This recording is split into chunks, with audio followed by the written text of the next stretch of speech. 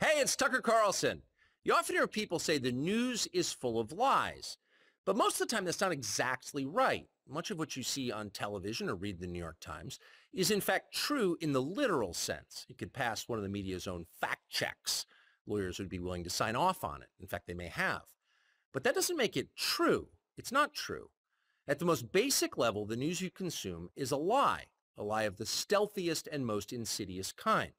Facts have been withheld on purpose, along with proportion and perspective. You are being manipulated. How does that work? Let's see. If I tell you that a man has been unjustly arrested for armed robbery, that is not, strictly speaking, a lie. He may have been framed. At this point, there's been no trial, so no one can really say.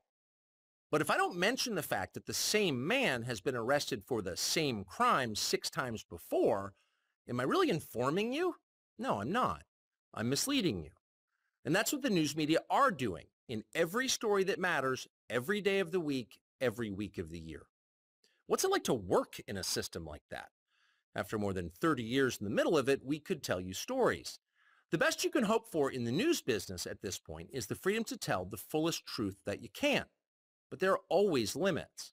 And you know that if you bump up against those limits often enough, you will be fired for it. That's not a guess. It's guaranteed. Every person who works in English language media understands that. The rule of what you can't say defines everything. It's filthy, really, and it's utterly corrupting.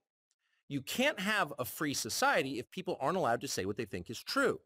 Speech is the fundamental prerequisite for democracy. That's why it's enshrined in the first of our constitutional amendments. Amazingly, as of tonight, there aren't many platforms left that allow free speech. The last big one remaining in the world, the only one, is Twitter, where we are now. Twitter has long served as the place where our national conversation incubates and develops. Twitter is not a partisan site. Everybody's allowed here, and we think that's a good thing.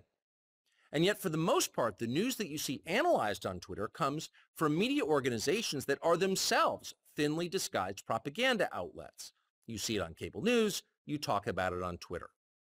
The result may feel like a debate, but actually the gatekeepers are still in charge. We think that's a bad system. We know exactly how it works, and we're sick of it. Starting soon, we'll be bringing a new version of the show we've been doing for the last 6.5 years to Twitter. We'll be bringing some other things too, which we'll tell you about. But for now, we're just grateful to be here. Free speech is the main right that you have. Without it, you have no others. See you soon.